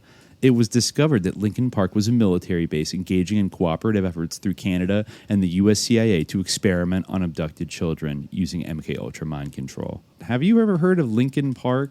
I've heard of a lot. There's Calgary? A lot of Lincoln Parks. I've been to Calgary, actually, but I don't think I went to Lincoln Park. I always thought it referenced a neighborhood in Calgary, Alberta. Wasn't there one in? There's definitely isn't there one in Chicago. Chicago? Yeah. Yeah. Okay. So this is a neighborhood in the southwest quadrant of Calgary. Yes. There is a Royal Canadian Air Force airfield there. Or there was. A lot of military housing. And there were U.S. Air Force members stationed there during World War II. And there also is Mount Royal University. So maybe that is where there was MKUltra stuff going on. I don't know. Maybe. I mean, did Lincoln Park ever say? I mean, I guess it's there's plausible deniability. Get out of here. There's plausible deniability. I'm just looking up Lincoln Park name origin. Let's go back to the source. Okay. Go. Sorry, let me just get him to stop. Yeah. Interesting. It was a play on an homage to Santa Monica's Lincoln Park, now called Christine Emerson Reed Park. And I guess that's why I've never heard of it in Santa Monica, because it's not called that anymore. Because they were L.A. kids. Since renamed. This is one that's one post that's saying Chester Bennington did kill himself, but because he couldn't bear being Podesta's bastard child. And really? Yeah, he had a mayor breakdown when he found out that pedophile rings linked with Clinton Foundation had been responsible of human trafficking and prostitution of minors in Haiti. Given his past as a molested child, the connection of his own biological father to the pedophile rings, he couldn't bear it, so he offed himself. R.I.P. Wow. Interesting. So he found out that he was Podesta's son. Well, I guess he knew beforehand, but then when he found out that the Clinton Foundation was doing that, and that his biological father was involved. You know what would be interesting? He was already involved, I guess, in molesting him as a child. All right. Anyway. You know what could be interesting is that because Chris Cornell and his wife were going to Syria all the time and working with the International Okay. Rescue Committee and looking at all these camps. So that maybe they were like involved in kind of the whole scene of like Western NGOs going there. Yeah, well, you maybe know. they heard through the grapevine about El Pita and then heard some like disturbing things about it and then was like, oh my God, there's people in this space that aren't trying to help children. They're actually like involved in the trafficking, you know, blah, blah, blah. I mean, didn't the producers say that like a particular focus of the movie was going to be, you know, human, you know, child trafficking in countries where the governments are complicit? Or like, maybe look the way? whole thing with the silent children is just like to make this sound stupid when actually like there's a much more like direct connection, which is just that like, you know, they were involved in like the exact same field that some of this sus stuff happened in, like in terms of like trafficking refugees. Because of his refugee foundation. Yeah, maybe he knew like some of that stuff, like, you know, maybe he had learned some of it. And maybe he either couldn't bear it, so he had to take more Ativan, or, you know. Maybe they switched out his Ativan that night. Yeah, Didn't his, like, I wonder guard give it if to you him? could look into, like, okay, let's try to, I mean, we're running out of time, but I do kind of want to see, I mean, Anthony Bourdain, he was worldly. I wonder if, like, they all had, like, you know, your sort of perfunctory celebrity giving back foundation that happened to work, like, in that field, because that would be interesting. That would be interesting. I know that Ashton Kutcher had a foundation like that was like all about combating like child trafficking, but then he was like hanging out with a lot of sus people, and like he seemed like actually like not a super like sincere thing. But you know, I don't know. But Cornell and Bennington were close friends. I see Cornell feels like more of a solid, like maybe he was kind of looking into something because of his foundation. And Chester Bennington has the personal angle and the fact that he's friends with Cornell. So like maybe they talked about it. And of course, right, like Cornell died first, right? Yes, he was the first to die. I am seeing Bourdain became a vocal advocate against sexual harassment in the restaurant industry, speaking out against celebrity chefs Mario Batali and John Besh. I remember that Hollywood, he did. particularly following his then-girlfriend Asia Argento's sexual abuse allegations against Harvey Weinstein. Bourdain accused Hollywood director Quentin Tarantino of complicity in the Weinstein sex scandal. Oh, I mean, well, see, that could have been something else too, is that Bourdain was maybe running his mouth against people that perhaps, you know, he shouldn't have been running his mouth about. And also he got entrapped into like this bizarre fucking scheme dating that, I'm sorry, like super fucking satanic Asia Argento, who, I mean, she was probably, God knows, like growing up, like, you know, as an Argento, like I think she was exposed to like insane shit, but she definitely seemed to be a kind of destabilizing influence on Anthony. And and also the thing is, he paid a bunch of money because she had sex with an actor, a male actor, like in the 90s, like when he was like 16 or 17 and she was like in her 30s or something like that. And he came after her later, like around kind of like at the early part of the Me Too era, and said, you know, you basically like statutorily raped me and blah, blah, blah, and basically wanted money.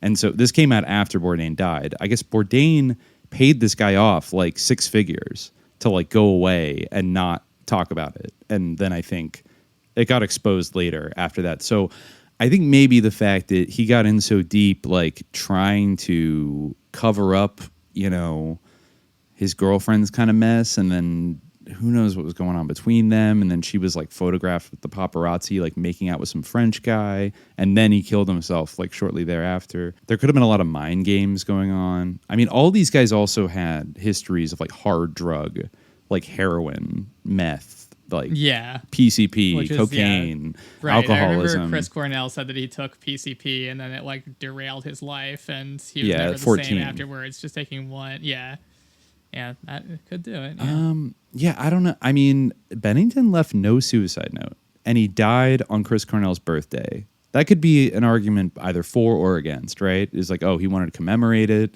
because he was so sad because his friend is gone, or it's like, it's a sign. You know, if he didn't, it just seems weird that this is like some Mark Lombardi shit. It just doesn't make sense why he would kill himself and not leave a note.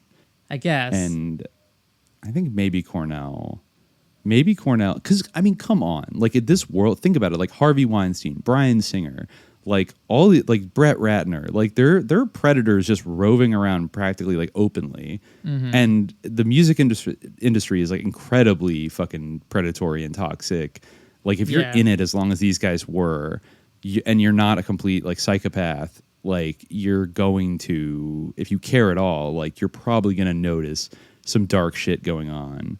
And I think there's always like this attitude of kind of like, if you want to keep your career going and your success and all these good things, like there's a bit of an omerta. Like don't talk about Dave Geffen's shoes. Don't talk about child trafficking operations under the guise of NGOs in Greece that are connected to the Clinton Foundation. Like, I mean, once again, maybe it is like the Pizzagate-ification of like giving something there's like these bits of tantalizing stuff to grab onto, but it's been kind of, it's all been shit coded and like kind of turned into like this wackier like fucking thing that doesn't have like, evidence bullshit. for. Yeah, like I mean, I definitely see that too because I mean, like Chris Cornell and Chester Bennington, maybe you could say there's a connection. Like that's more, you know, less like a sinister or no like conspiracy required because like they like were friends.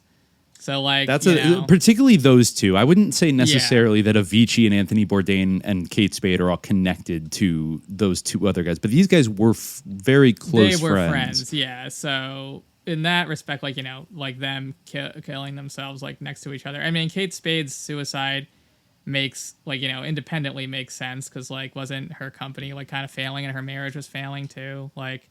There would be, like, though she did have the for it. creepy her husband who is like David Spade's brother made that like creepy like where's Kate advertisement where he's like kind of falling around this like female figure through a mansion. It's like where's Kate, and then like she died. I remember the mouse mask thing. He did that after. Yeah, he exhibited some very bizarre behavior, but who knows? Maybe it's eccentric rich people like acting out. Hard to say, but. Okay. The mystery, I guess, lingers. No satisfactory answer was reached, but yeah. No. All right. To be continued. Here's a song from Scream. This is called Ground Zero. This is about sort of getting over the shitty horror of 9/11 and wanting to hate and stomp people's fucking faces in. Always, it always ends up being for the wrong reasons, and then, thinking about how we can try to figure out a way to make the world better instead of stupider. This is called Ground Zero.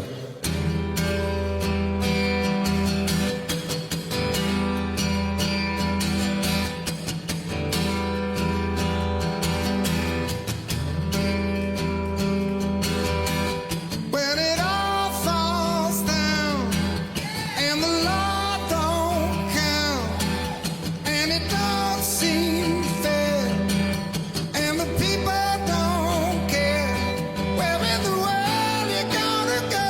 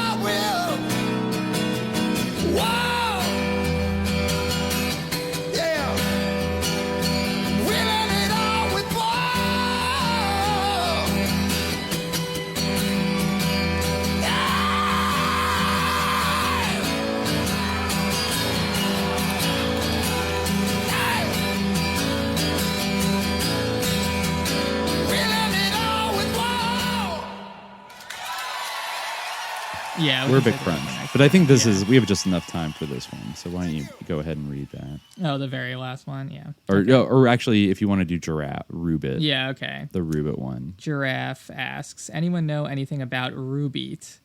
Someone just Rubet. sent a TikTok I think it's about it. Oh, sorry, Rubet. Sorry. Someone just sent a TikTok about it. Can't find much online. Only weird thing I could find is that one of the holding companies of Raw Entertainment, founded in May 2021, is based in Curacao, where a legal brothel was closed at the start of the pandemic. Sorry, typos there. Except Rubeat is based out of Cyprus. Couldn't find nothing based on their IP or anything. It's all sitting behind Cloudflare. The domain is registered on Namecheap, but has DNS protection, so there's no info about it. Though supposedly you can call Namecheap and they'll give you the info if you have a complaint to file. I don't know. Did you find anything? I didn't look. I remember finding this to be weird when this person posted it, when Giraffe posted it.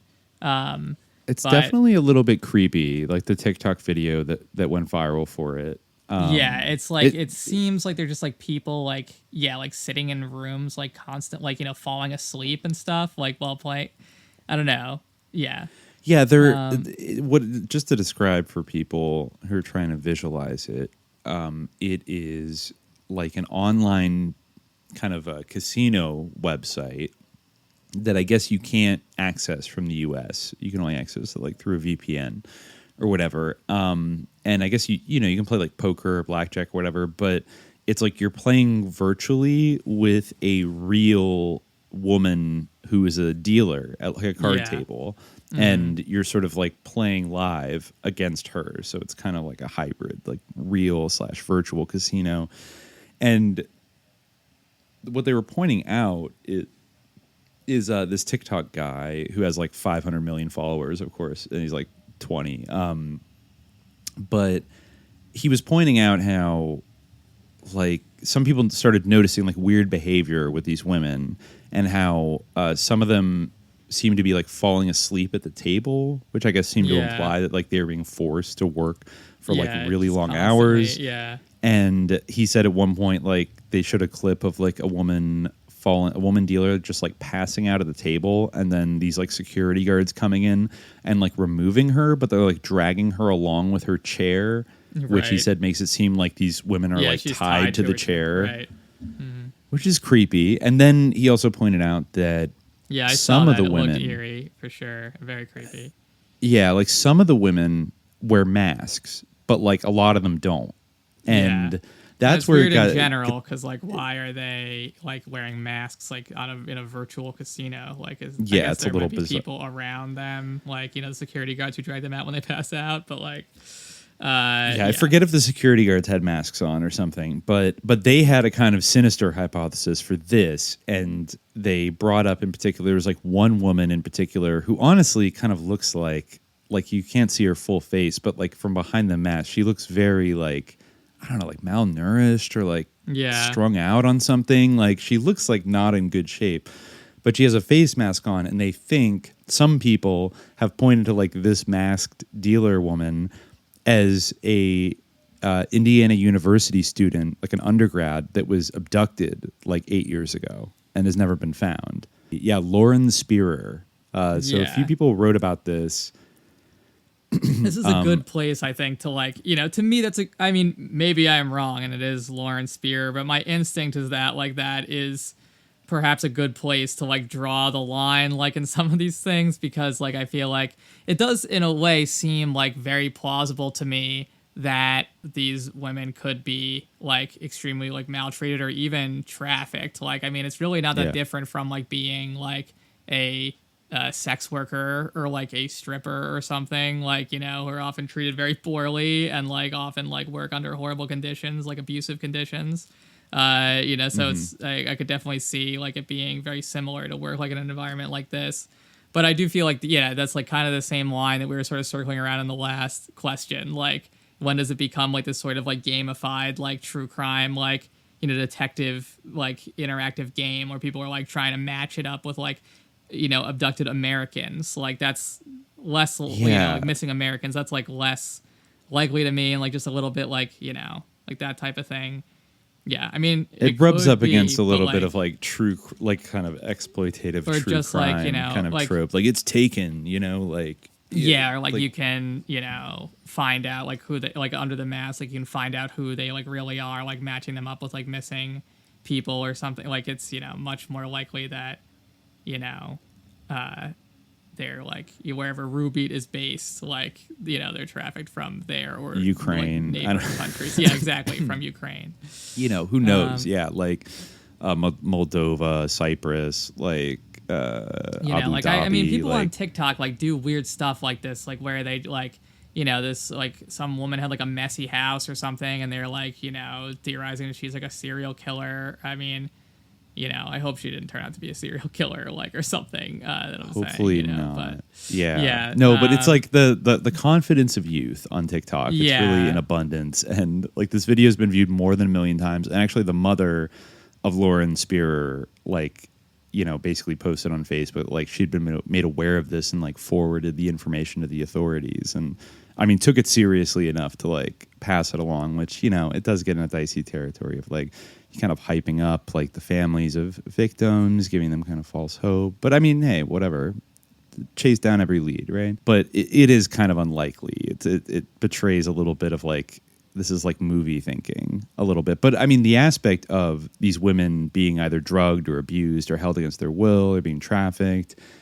I have no problem. I mean, I have no like difficulty believing that happening, Yeah. Like this happens, I'm sure it happens with like cam girl stuff and For sure, yeah. Like there are like industrial warehouses full of like, people that are performing various services for other people online. Digital gambling is something where like I absolutely could, like I mean It's a shady traveled underworld. in like Eastern Europe. It sounds quite plausible to me, like that. These could be people who are like coerced under these conditions, or like they have no real choice. Like they're not like abducted American college students who are being held at gunpoint and forced to like deal blackjack, but they have no other options. Maybe they are handcuffed to their chairs because like No, their they're bosses are probably just like honestly, they could be like Ukrainian refugee, young women Yeah. who like fled to Germany. And then, I saw like an ad on Instagram from some like NGO like a couple weeks ago that was like Ukrainian girls, are you refugees? Like, we're going to help you get into sex work now. Like, kind of thing. Oh my and God. it's like on the one hand, it's like, okay, fine. If you're already a sex worker, I guess that's helpful. But it does have that other side of like, oh, Yeah. great. A bunch of like really vulnerable girls who have nowhere to turn to or any way to support themselves. yeah, Like, come on in and get liberated. Like, love it. Capitalism. that's a yikes. That's a yikes from me. Yep. Me too. Yeah. So, I mean, and so who knows? These could be like poor Romanian girls that traveled to like, Germany or the Czech Republic to, and they're get probably better not job like opportunities. trying to and- escape at like every opportunity. They probably don't have anywhere to escape to. They probably don't have like they're probably like in a very desperate situation where like they have to do this, or like this is the alternative to something even worse. So it's not like most likely. Totally. It's not like Rachel from Boston University or whatever. It's like No. Some of the commenters, the Daily Dot says, noted that the dealers appeared to have accents from Eastern Europe and suggested their working conditions were likely to be less favorable. Yeah, so, okay, I mean, yeah, like Eastern European. It's even common in America. If you go to Nevada, there's a lot of I'm Eastern sure, European yeah. No, I'm not card dealers. Trying But to this single looks out like that, potentially... Yeah, the crazy guy, the person who, sent this conspiracy theory. What an amazing brand. Yeah. Ty the crazy guy thinks that, the dealers have been tied to their chairs. Well, and yeah, well, like when people like, consume this like true crime content or like, listen to these like or watch these like sort of constant like gratification type like shows, like, and like there's always like an unraveling mystery. There has to be like all these little clues and hints to pick up on. And they like like where there's like a deeper like unraveling mystery, and like sometimes it's like hideous and like repugnant, but the gamification can like actually end up like obscuring things. You know? Pokemon like, Go we love to, like to catch a sleuthing and murderer. drawing like all kinds of like wild speculative ideas, but I don't know, sometimes like I think there's something sus about that like impulse as well, like in the way that it's cultivated and the way that it's like been disseminated in like the No, definitely. And it leaves a lot of room for cynicism because, like, if you throw something out there that it's like, probably isn't true. Like, oh, I bet this girl with the mask on let me look up like a missing person's case. Like, oh, this blonde girl went missing. Oh, I think it's her. And then it's going to get a bunch of articles written about it. You're going to get a bunch of exposure. You're going to get exactly a followers, million even RTs and likes, like, just because you said, like, you posted, or like, this person's Michael Aquino's daughter or something, or like, yeah, exactly. Look at this like artist sketch, and like this is Hillary or whatever, like Hillary like, Clinton's the Zodiac killer or something, like, it's just like, right. I mean, they note here in the article that many users began claiming that a blonde dealer whose face was covered with a mask was actually a missing teenager from New York, even though the dealer's eye color doesn't match those of the missing teen.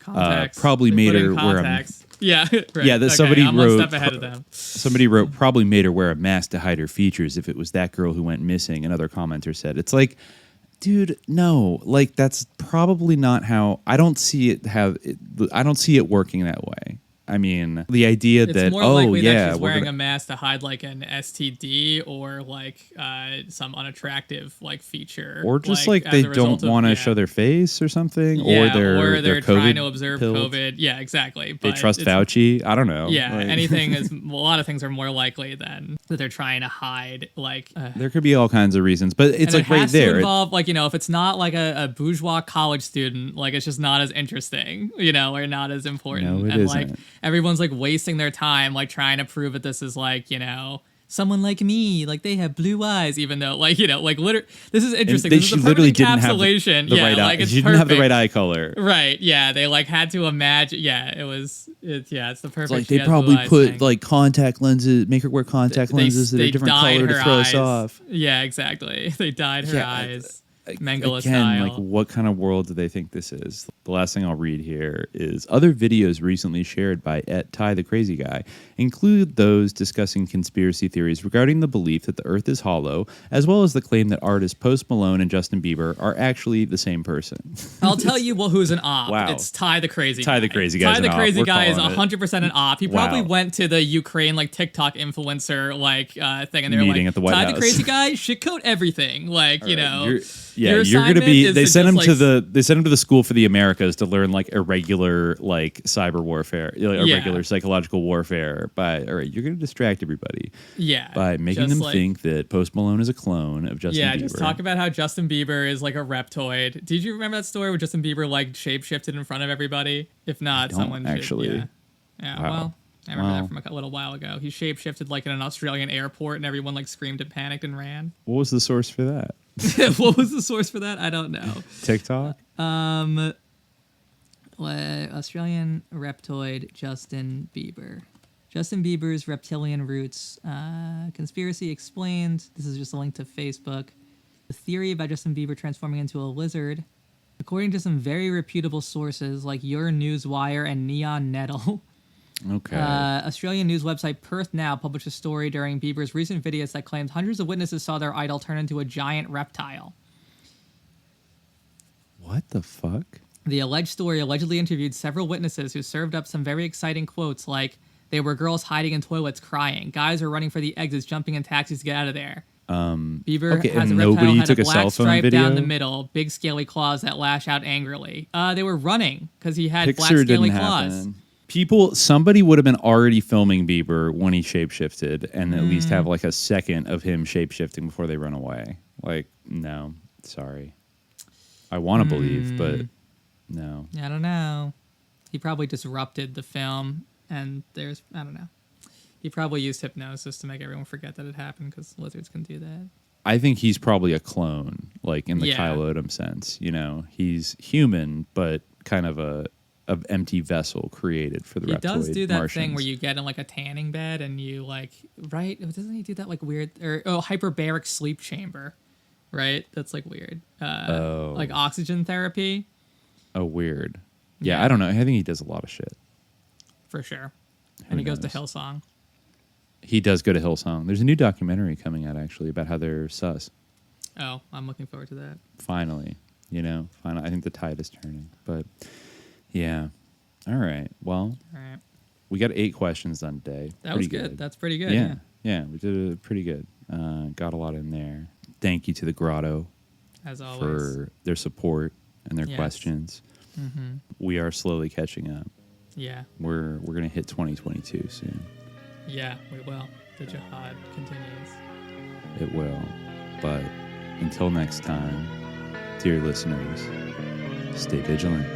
Peace. In my eyes, indisposed, in disguises no one knows, as the face lies the snake in the sun. In my disgrace, boiling heat, the summer stench, neath the black the sky looks dead. Call my name through the cream and I'll hear you scream again. Black hole sun, won't you come? Wash away the rain. Black hole sun, won't you come? Won't you come? Won't you come? Stuttering, cold and damp, steal the warm wind, tired friend.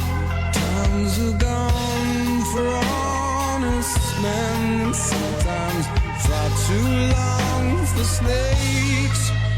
In my shoes, walking sleep, in my youth I pray to keep heaven send hell away. No one sings like you anymore. Black hole sun, won't you come? Wash away the rain. Black hole sun, won't you come? Won't you come? Black hole sun, won't you come? Wash away the rain. Black hole sun, won't you come? Won't you come?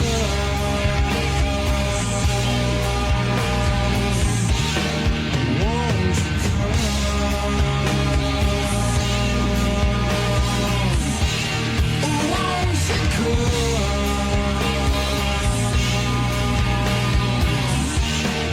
Won't you come?